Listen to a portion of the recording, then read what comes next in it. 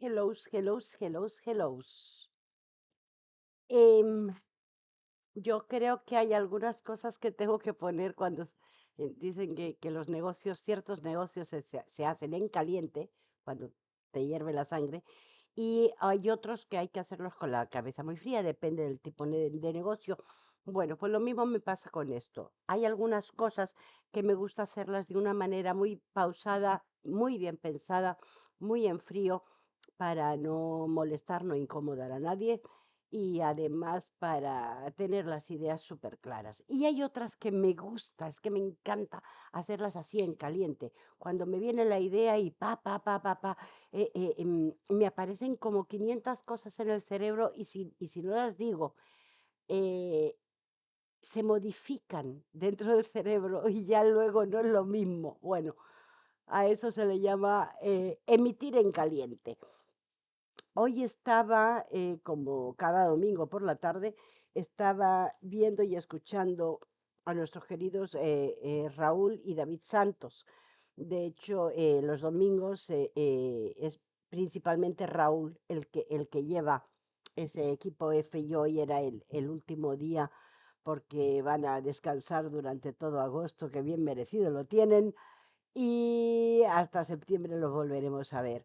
Entonces, con mayor interés todavía he estado ahí al pendiente de todo lo que Raúl, con todos sus datos y toda su información, nos iba facilitando. Entonces, ha habido un momento que él estaba, al igual que otras muchas personas con las que además siempre he coincidido, que existe una pasividad en España, una especie de inacción, eso, pasividad, como la que sucedió en Cuba a lo largo de los muchos años que llevan en esa situación, como la que pasó en Venezuela, que si no entiendo mal, son como unos 20 años que están en esa situación, como lo que está pasando en Argentina, etcétera, etcétera. Y yo siempre me he preguntado por qué en México, que también hay una especie de mezcla social comunista, es una especie de política muy extraña, mm, nunca ha caído en esas circunstancias totales como las que han tenido Cuba, Venezuela o Argentina. Eh, y plum, me han venido un montón de ideas, muchos porqués, y no es que yo pretenda hablar mucho mejor de México que el del resto de los países hispanoamericanos, pero creo que sí tiene unas ciertas pequeñas diferencias que probablemente en Centroamérica también están presentes y tal vez en zonas como Ecuador o Bolivia y si puedo, y, y esta mente loca me permite exponerlo verbalmente, lo diré. Pero básicamente yo quería hablar con respecto a España y ese enorme parecido que creo que todos coincidimos que tiene con Cuba, Venezuela y Argentina. Sé que esto puede parecer una idiotez o puede parecer una especie de medio insulto, si yo digo que lo que hay es una cierta arrogancia, es decir, la creencia aquí no nos puede pasar esto por esto, por esto y por esto. Eso es una posición de superioridad.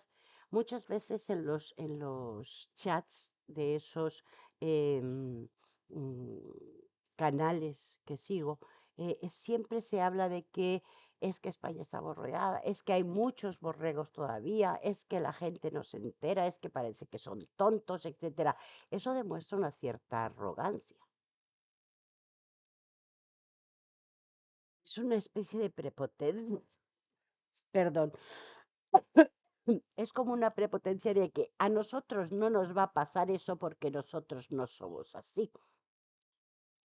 Entonces, yo cuando escucho a los que sí saben, porque lo mío solamente es una simple opinión de una señora mayor, que lo único que hace es escuchar y tratar de aprender. Los que sí saben y que nos dicen constantemente es que esto ya pasó allí, y son muchos los que lo dicen, em, sobre todo eso, cubanos, venezolanos, argentinos, etcétera, que se han marchado de sus países por esas circunstancias. Eh, entonces, me planteo que, claro, son países donde el nivel de educación previo a la entrada de ese social comunismo, el nivel de educación era alto. Entonces tenía una población pensante. El nivel de economía y productividad y manejo con las empresas, etcétera, etcétera, era alto. Y el estándar de vida de la clase media, esa clase media era una franja ancha, o sea, había una franja que siempre hay en todos los países, que es la base de la pirámide, que es pobre. Hay una clase media que mientras más ancha es, mejor funciona el país. Y luego hay una clase de élite, eso en todos los países funciona igual. El asunto es que en estos países como son Cuba, Venezuela, Argentina, España, esa franja de la clase media adquiere unos niveles, eso, de educación, de poder socioeconómico, de capacidad de adquisición, etcétera, etcétera, etcétera. Y eso los coloca en un determinado nivel que les hace creer que eso no va a variar nunca. Cuando sea por lo que sea, las circunstancias del destino, yo no voy a entrar en historias políticas, sino que cuando eso pasa, cuando entra el socialcomunismo en un país y empieza a arraigarse, esa gran franja, son muchos millones de habitantes de un país que creen que a ellos no les puede pasar porque su nivel educativo, sociológico, adquisitivo y de facilidad para el trabajo no los puede llegar a afectar porque ellos están muy capacitados para evitarlo. En la medida en que ese socialcomunismo va permeando, no se dan cuenta de que les están quitando poco a poco todas esas capacidades que creen que tienen, pero se mantienen en la arrogancia o en la prepotencia de creer que siguen estando súper capacitados para evitarlo, pero no se mueven para hacerlo. Entonces, por eso pasa eso. Por eso llegan a esas situaciones dramáticas que luego pueden durar, creo que como unos 20 años lleva Venezuela o unos 50, 60 lleva Cuba. Y como en grandes épocas que podríamos tildar de 10, 15 hasta 20 años también en Argentina. Si nos damos cuenta cuando nos relacionamos con personas cubanas, argentinas, venezolanas, que se han instalado luego en España o en Italia, cuando tratamos con ellos siempre nos da la impresión de que son súper preparados educativamente hablando, escolarmente hablando, que tienen una gran capacidad, tienen un perfecto manejo del idioma, saben utilizarlo muy bien, pero no les ha servido para nada porque se han tenido que ir de su país. Bueno, pues creo que eso es exactamente lo mismo que pasa con España. Estamos tan convencidos de que mm, nuestras capacidades son tan altas que vamos a impedirlo sin necesidad de movernos. Y cuando empieza a pasar, nos planteamos irnos, no nos planteamos la lucha. Se ve, se oye y se lee en la mayoría de los chats, ya no sé qué voy a hacer, no sé cómo voy a luchar porque no tengo a nadie al lado que me apoye, entonces me voy a tener que ir. porque yo no quiero pagar tantos impuestos por esto y por lo otro. Entonces, es una arrogancia acompañada de cobardía. Y no me malinterpretéis, o sea, no estoy, considerando que eso es lo que son los españoles en términos generales. No, no, no, no, no. Lo único que digo es que a veces hay que analizar algo más aparte de la política, porque hay una especie como de tendencia a la esperanza, a mí me pasa, me formo parte de ello, de que haya algún líder, probablemente en este caso estamos hablando de Vox, de que haya algún líder que venga a resolver la situación y nosotros que estamos tan capacitados ayudaremos a que todo esto se resuelva. O de repente resulta que lo único que hacemos es demostrar que necesitamos un líder de un nivel casi, casi dictatorial para poder tener un cierto orden y concierto. Por eso muchas veces hablamos de que con Franco se vivía mejor. Y digo, me incluyo por ese motivo, porque muchas veces a nosotros, a mí en lo particular, me pasa de que ya no encuentro la manera de hacer algo más porque me está como sobrepasando la situación, a pesar de que yo no estoy viviendo en España, pero llevo casi, casi 6 años intentando hacerlo.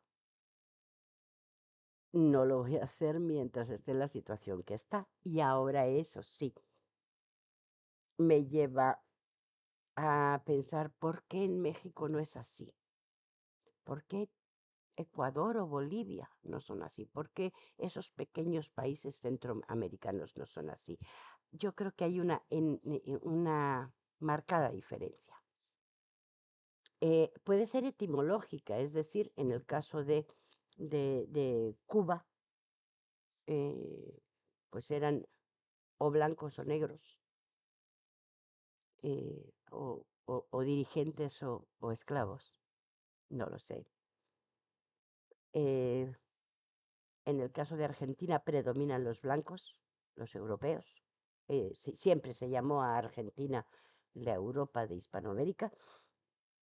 Y en el caso de Venezuela, por ahí anda, poco indígena en comparación con otros países queda.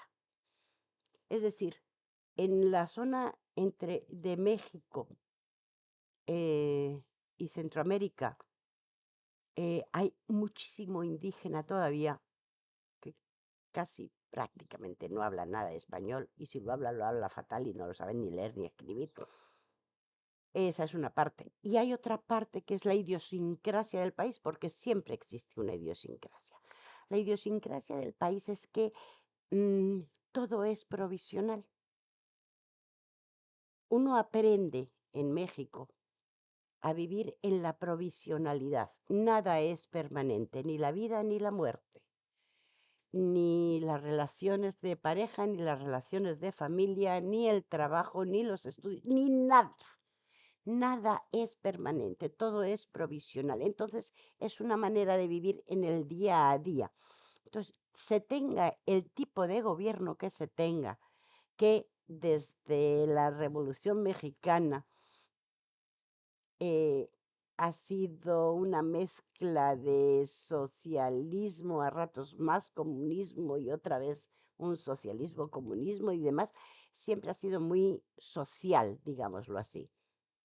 Pero es que a las personas, en el 90% de la población, por poner un ejemplo, les importa un pepino lo que haga el gobierno, les importan un pepino las leyes, les importa un pepino no, las normativas que exista, Hacienda que exista, una normativa de educación.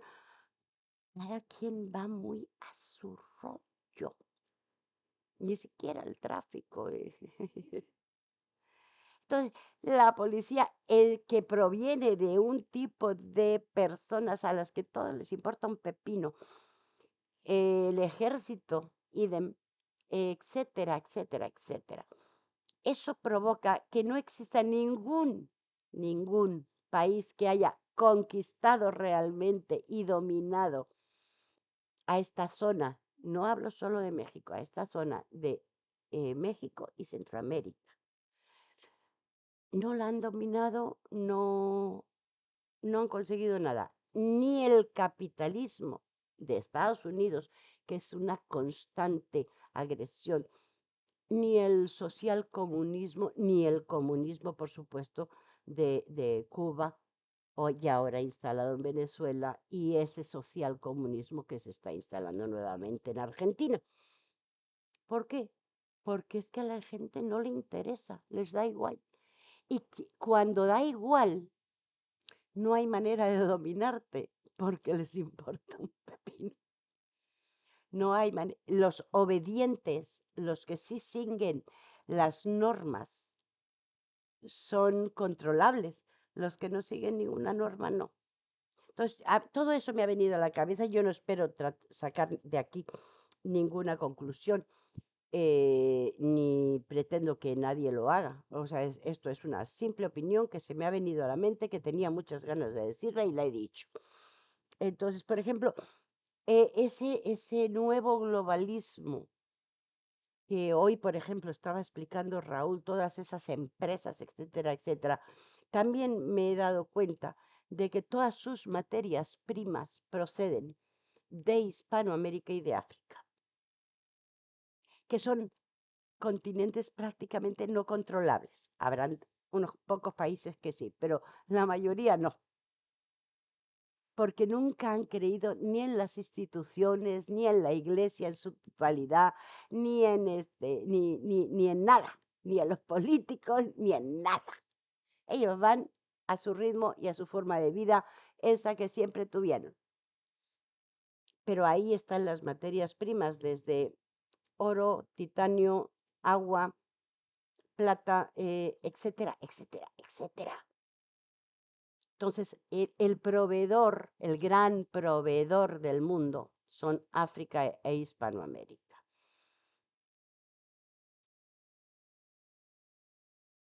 Los incontrolables son los proveedores. Los consumidores son los controlables. Y ya está. Tenía que soltar todo el batiburrillo de cosas que se me vienen a la mente. Lo he dicho y lo repito, no pretendo llegar a ninguna conclusión, no pretendo que nadie llegue a ninguna conclusión, no busco el que la gente piense algo más, no me atrevería, porque si yo tengo dificultades para pensar las cosas con cierta claridad, imagínate esperar que de lo que digo alguien piense.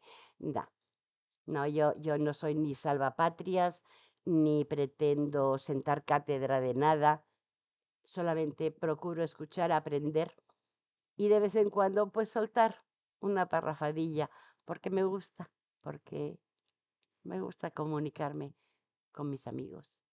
Eso es todo. Hasta la próxima.